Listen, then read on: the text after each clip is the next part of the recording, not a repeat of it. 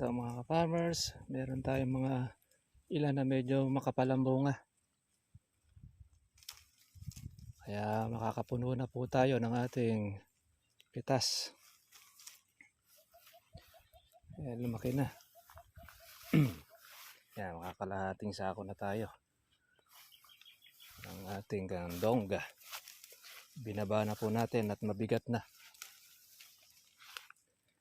Yan, marami pa rin po mga alanganin. Hindi na po natin kinukuha.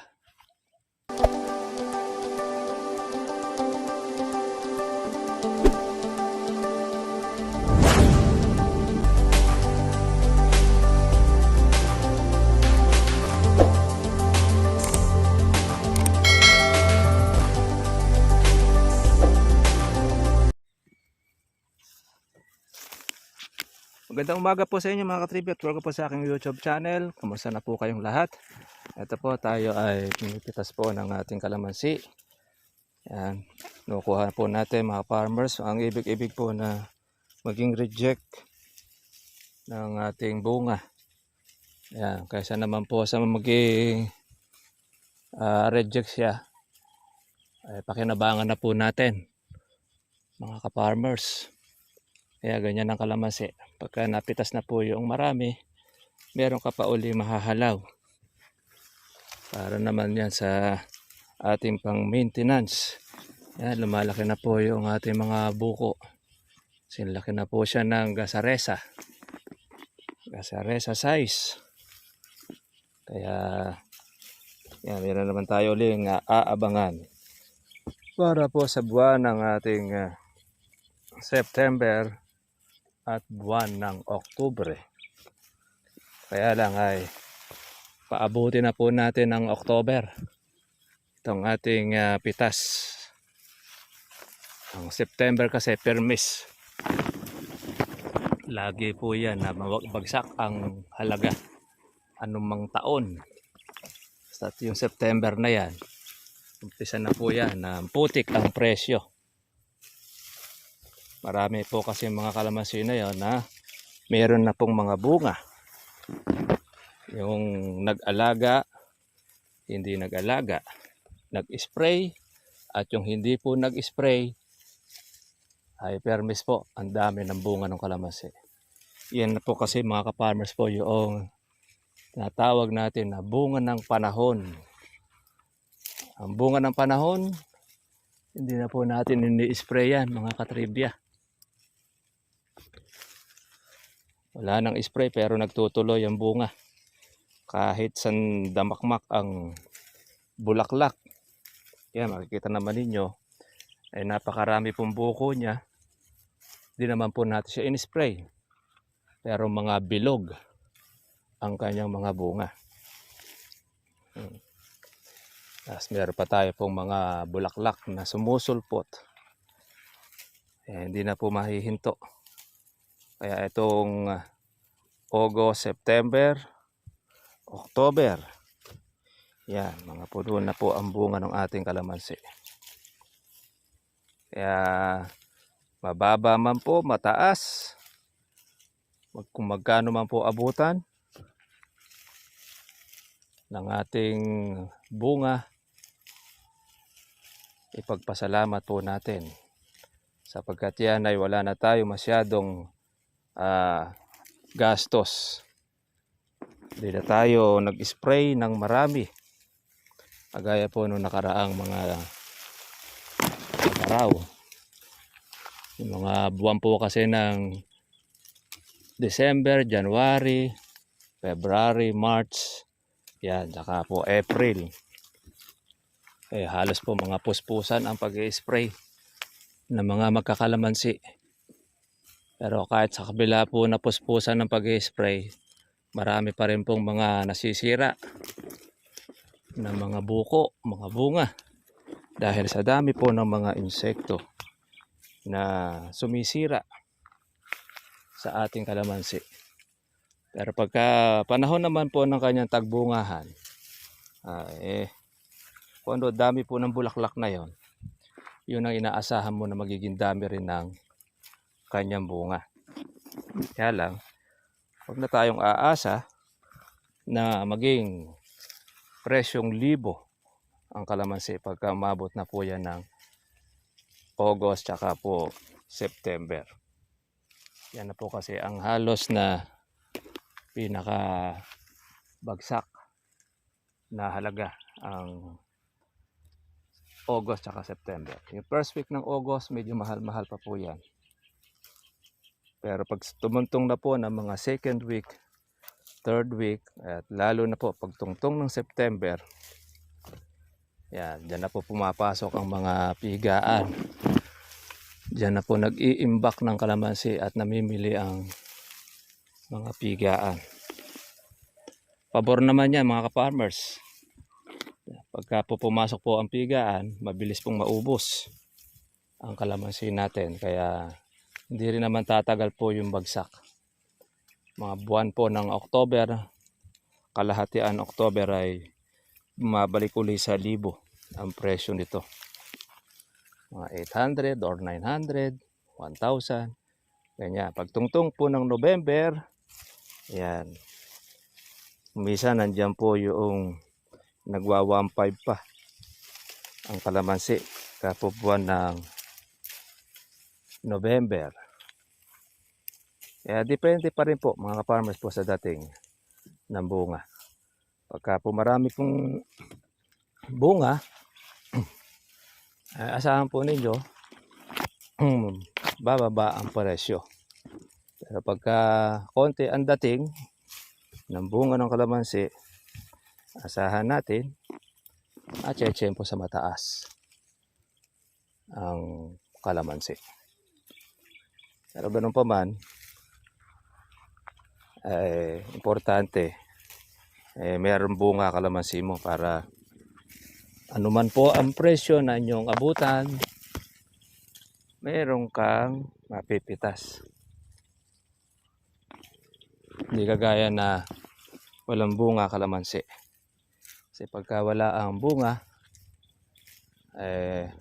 kahit na mag 2,000 presyo, 3,000, kung walang bunga, wala ka rin mapipitas.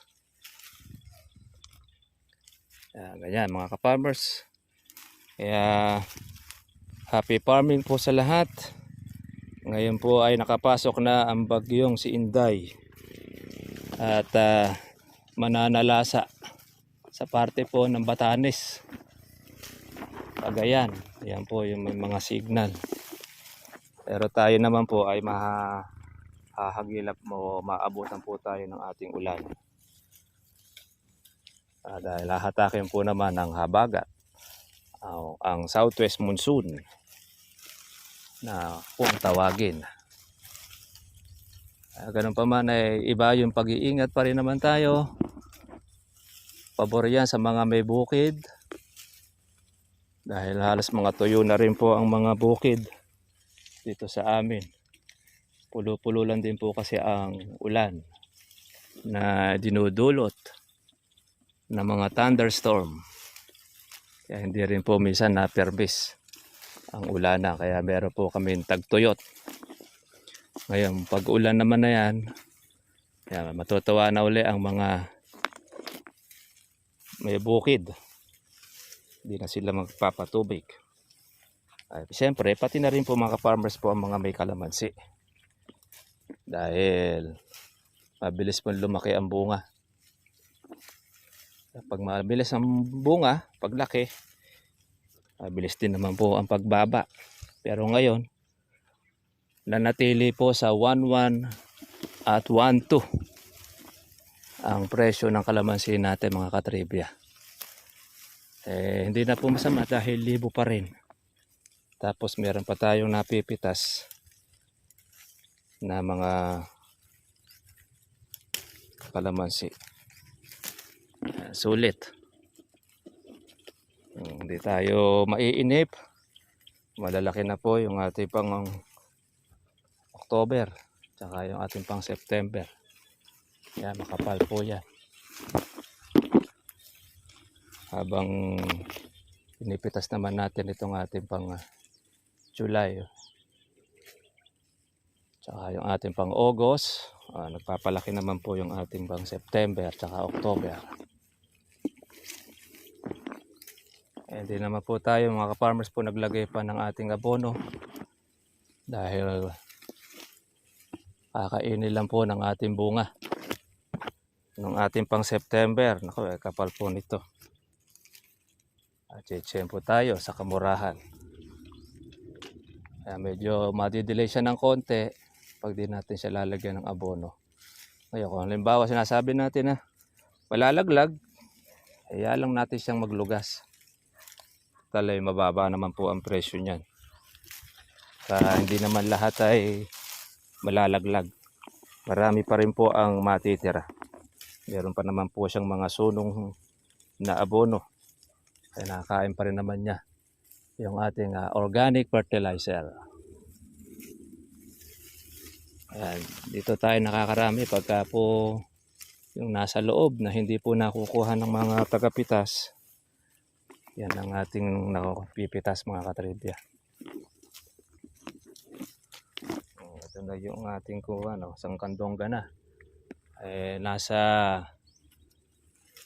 kulang-kulang 15 kilos na ang ating pitas mga katribya.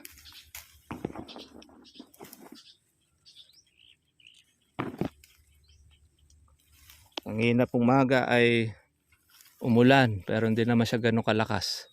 Shower rain. Ala namin yun na po yung bagyo. Hindi pa pala. Pulimlim lang.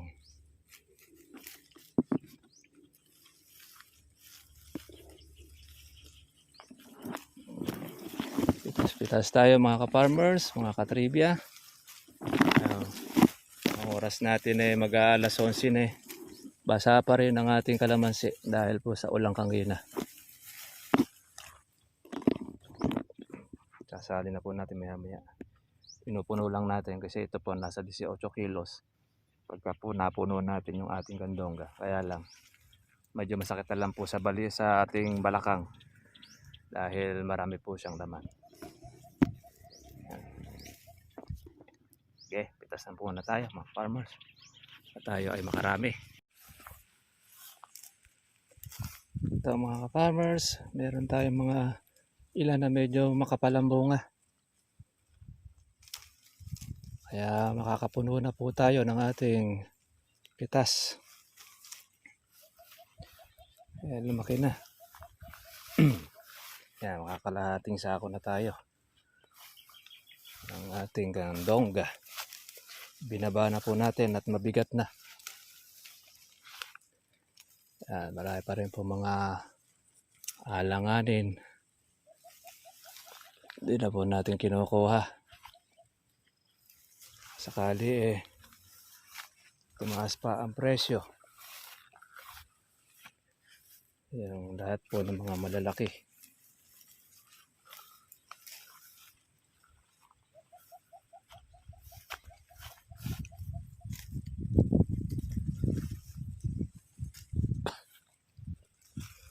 Magandahan ito mga ka-farmers ay konti ang reject.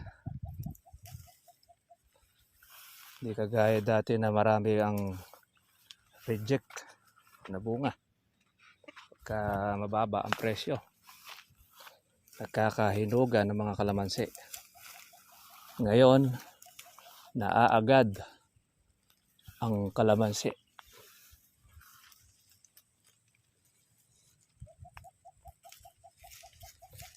Dulot pa ito mga ka-farmers po noong nagmahal ang kurudo. Yan, naapektuhan.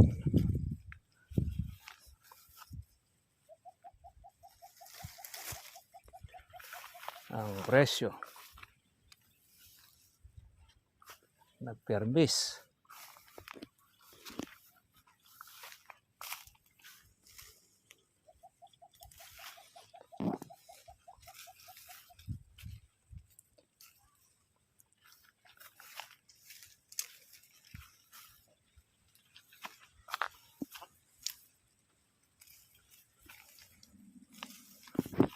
Basa-basa pa rin.